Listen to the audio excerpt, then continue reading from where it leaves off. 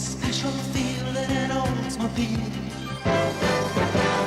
There is a special feeling at Oldsmobile. More than the luxury ride, it's a feeling of pride that you feel inside. Oh, hey everyone. This is Justin from Redline. And I got here another Toronado. Who would have imagined? It's very windy today. Don't mind the menacing clouds in the background. I'm trying to get this video done before a hailstorm comes in, essentially.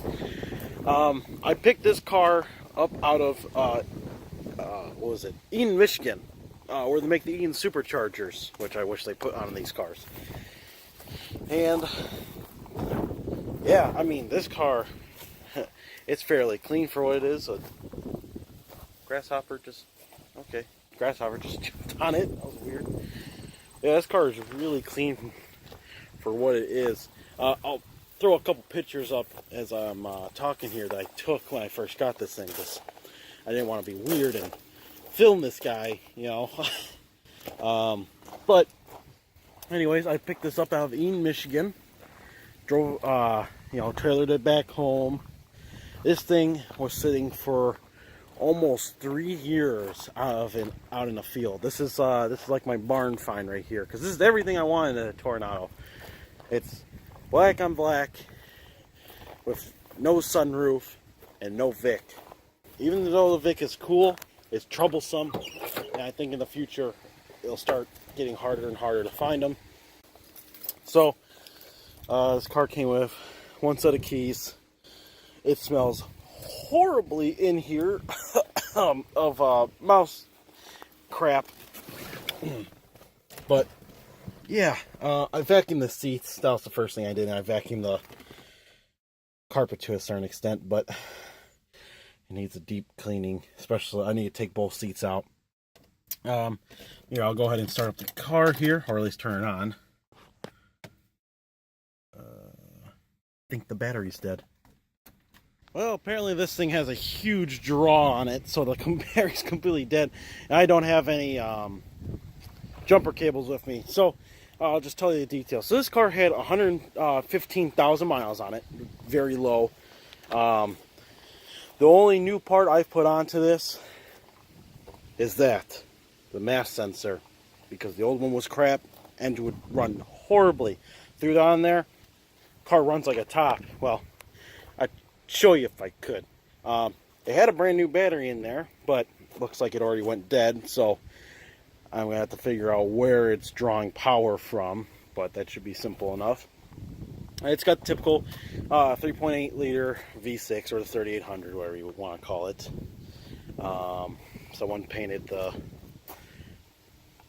cover for the valve cover silver for whatever reason. This, I do know it needs a driver's side wheel bearing on this, and potentially a drive shaft, but I won't jump to conclusions just yet. So there's that. I need to throw some air coil on that, but we should be all right for now. I was able to get it undone. Yeah, this thing's a beauty. Definitely needs a new steering wheel, or at least a wrap to go around it. Needs a center console. I got one of those. Needs an armrest. I don't have one of these, but I might have one that's in a similar-ish color. I want to put the stock radio back in, because I absolutely despise aftermarket radios, even though this one has a aux cord, which is really nice. But I'm iffy on it. It's a decent radio, but it's like some Walmart junk. So maybe I'll upgrade it to a newer style radio, or one that matches more period correctly. Let's see here. Yeah, it's got all that, but the mice have gotten to it. I don't want to really touch it. Yeah, it's a non-Vic car, so that means it's got the separate climate control and the radio, which I love, and it's got all the big old buttons on the side here. For some reason, it's not reading the RPMs though, which is weird, but it shows another tachometer. Another really weird quirk is that this car has a a kill switch, which is right here for whatever reason.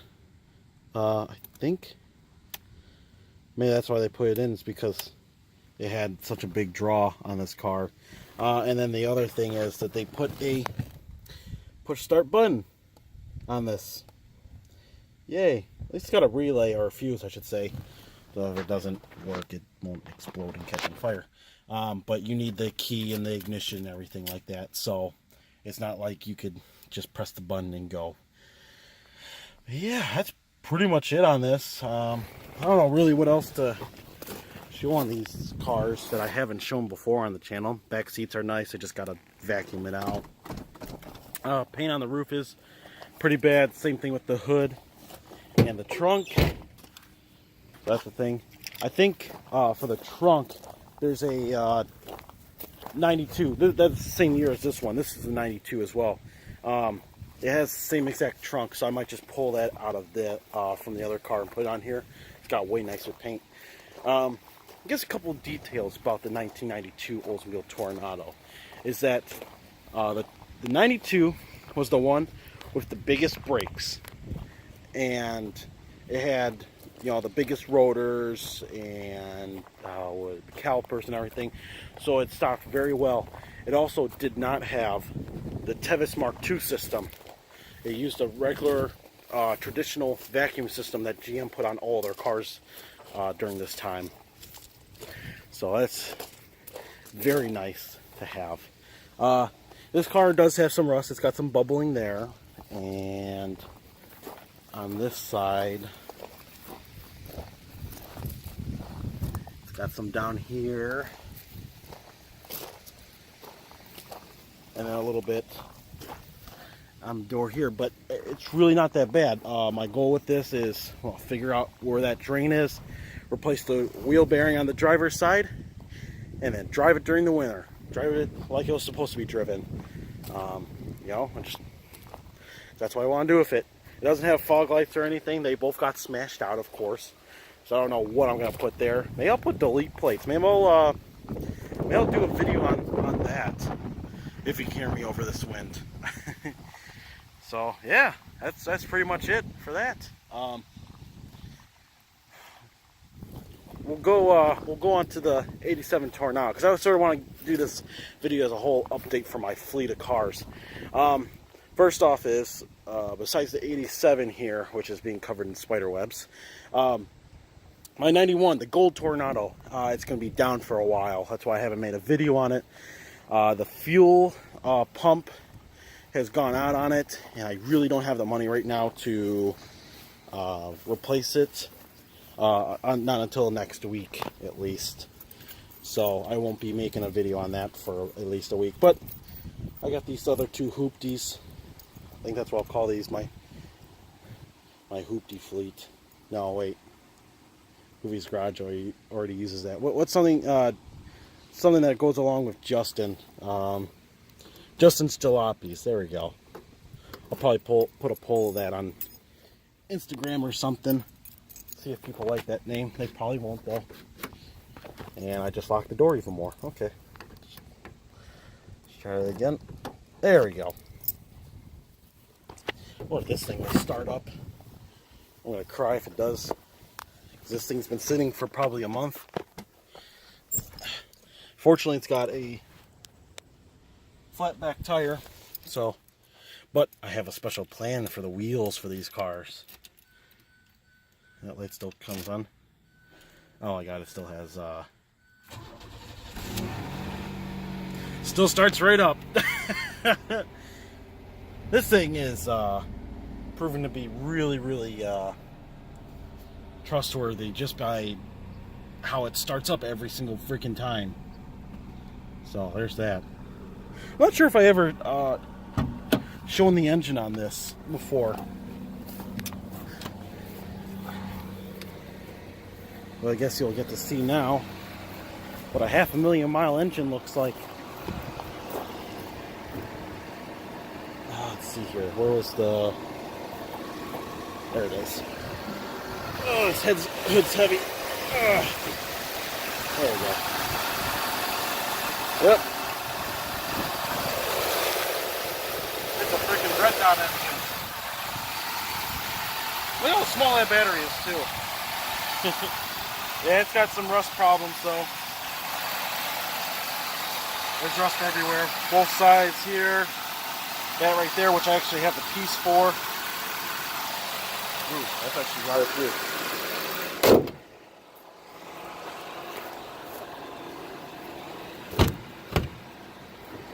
Uh-oh.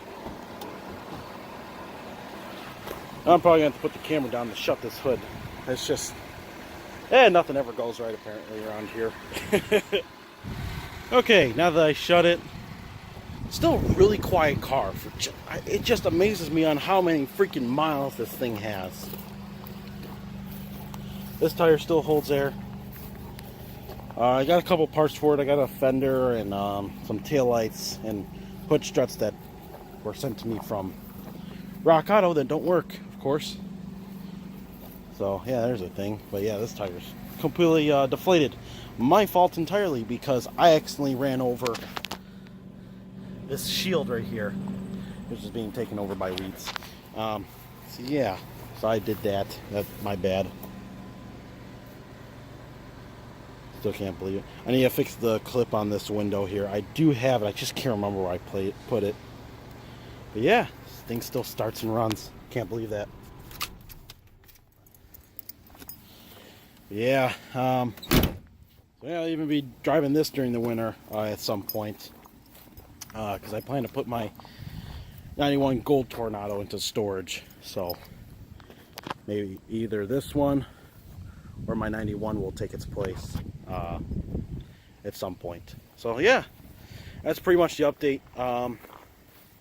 Things to come on the 72 Cutlass as well, but I don't really want to talk about that car right now. Just been having a lot of difficulties with it. So yeah, we're just going to leave it at that. So we're going to leave it at my front wheel drive jalopy. My jalopy fleet, I guess you can call it, because I have too many of these cars. Oh boy. Alright, thank you for watching.